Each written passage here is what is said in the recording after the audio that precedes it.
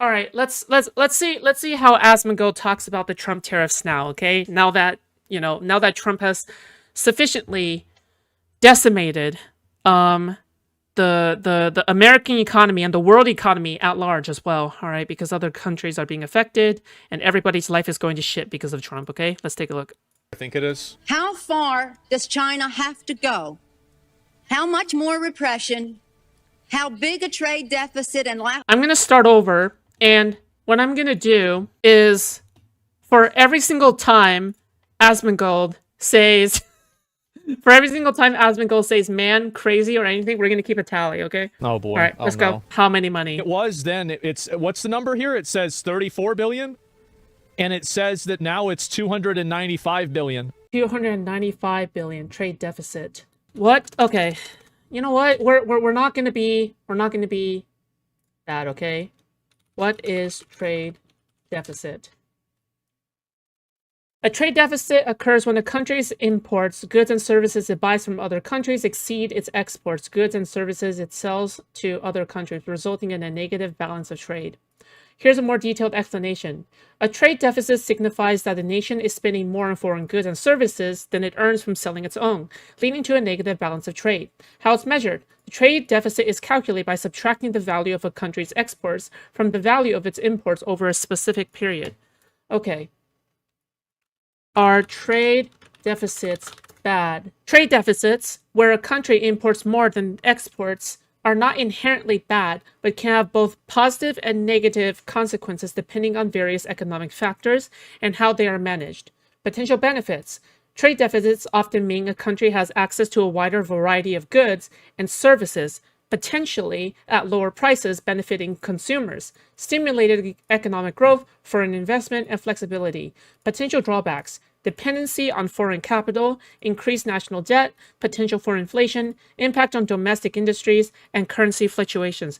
Okay, what it sounds like to me is a trade deficit isn't inherently bad, but what it sounds like is that because China is behind the US in terms of economic development, in terms of, just the economy in general, it sounds like because of that, there is going to be a trade deficit, and China is probably going to be gaining faster than the US at the moment. That's what it sounds like. But that's not necessarily a bad thing for the US. Okay, hold on. I gotta search this up as well. Is the US-China trade deficit a concern? Oh, okay. Yes, the US trade deficit. We often have a high trade deficit because of large raw material consumption. Yeah, well, also because we keep on buying sweatshop things, right? That kind of makes sense, as it represents a substantial imbalance in trade flows and fuels ongoing debates about economic policies and national security. Okay, so how do we fix it? How do we fix this? So if we're making advanced products or running tech companies, for example, okay, that consume fuel. That makes sense. How to fix the US-China trade deficit. To reduce the US-China trade deficit, the US could implement policies like increasing domestic savings, reducing investment, or both, potentially through fiscal policy or trade agreements, while also focusing on diversifying supply chains and promoting exports. Okay, what it comes off to me, and notice how tariffs isn't included here, okay? What it sounds like to me is that it's better for the United States to be not so dependent on China, because when you're so dependent on China, now suddenly there's a huge deficit. But if the US could actually import things from other countries, maybe potentially at a higher cost, but in the long term is a good thing, then it sounds like it's worth the time, right? These are huge economic boons, but they aren't necessarily exporting much physically, hence a trade deficit, but stronger, more advanced econ. Yeah, sounds like you're right, I think. How to reduce trade deficit from China, boosting R&D, expanding the PLI scheme, and focusing on diversifying supply chains to reduce dependency on Chinese imports. Okay. Hold on. Pat time. Why can't tariffs fix the US trade deficit? Let's take a look at this one. All right, quickly. Okay, he's Asian, so we know that he's correct. All right, Asian guy, take it away. You probably heard US politicians. Wait, New China TV, state media based. Claim that slapping tariffs will magically Okay, this is some Squid Games. What the fuck? fix Hello? America's trade deficit. We'll put up the tariff wall, we'll collect a lot of money. It's going to reduce the deficit and balance the budget of the United States of America. 1 day ago. Sounds like a silver bullet, right? But here's a quick reality check. During Trump's first term, tariffs Okay, keep in mind this is state media. I think this is state media, were but all the it's okay. rage. It's fine. The US trade deficit. Okay, that's enough. And who's been leading the charge in overspending? Well, the US government. So instead of looking outward for solutions, maybe it's time to take a good long look in the mirror. I mean, like, this is also true, but at the same time, it's kind of understandable that as a country gets immensely wealthy, right? Like, we're talking about a country such as the US, because the US isn't really comparable to like a poorer country. As a country gets much wealthier, the citizens inside that country is going to consume like a lot more, right? Like, just compare the average US citizen's carbon footprint to any carbon footprint of like a third world country's regular citizen. The carbon footprint of a US citizen is going to be massive compared to a third world country's citizen's carbon footprint.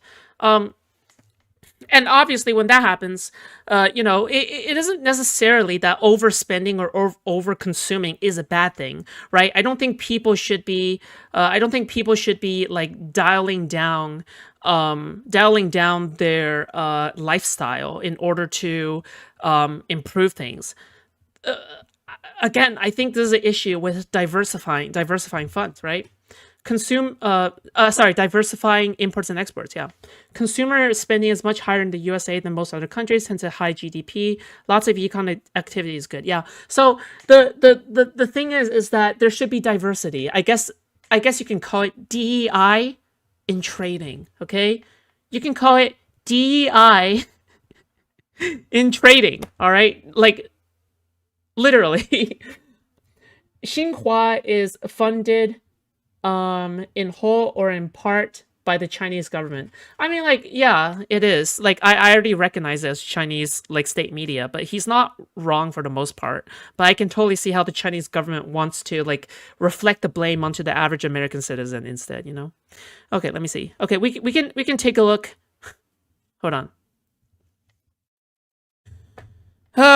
Okay. Harvard Business Review. Okay, Harvard Business Review. What do you have for us? Jesus, this is so fucking bright. Hold on. A new approach to rebalancing the US-China trade deficit. 3 years of trade war and supply disruption from the pandemic have the United States. Propaganda can include truthful statements. True. Migration. I'm not on the plane of like, oh, we should disregard all of state media just because it's state media, right? Obviously.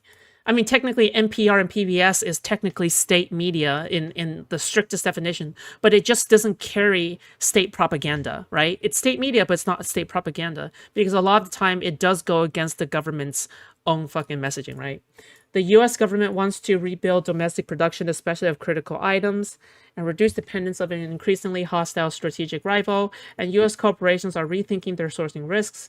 The need for a new approach, other tools have failed. U.S. imports from China continue to rise, and in 2021 will likely exceed the pre-trade war 2018 peak of $539 billion. Okay, hold on. How do we fix this? China's cost advantage, blah, blah, blah, how cap and trade system would work. I mean, like, at this point, these are all, like, more complicated. These are more complicated solutions that probably economists are more familiar with. But all you guys need to know, really, all you guys need to know is that tariffs are retarded. That's all you guys need to know. Guys, please like the stream immediately, okay? I just inserted that in. But yeah, all you guys need to know is that tariffs are retarded. That's all you need to know. Tariffs are retarded. Tariffs are retarded. Tariffs are retarded. Certain tariffs are not retarded. Targeted, precision, scalpeled tariffs are not retarded. Overall broad tariffs are the most retarded thing in economic trade. Okay, let's continue. Okay, so it went up. Yeah, it went up. Since the Tiananmen Square massacre, this figure has increased 1,000%, from $3.5 billion then to about $34 billion now. In terms of tariffs, I think it's interesting to note that the average U.S. Oh no, I just got sent something. Fortune. JP Morgan says Trump's tariffs to send US into recession. JP Morgan and Chase Co. said they expected the US economy to fall into a recession this year after accounting for the likely impact of tariffs announced. Blah, blah, blah. We now expect real GDP to contract under the weight of the tariffs, and for the full year, we now look for the real GDP growth of negative 0.3%, down from 1.3%. Okay, cool.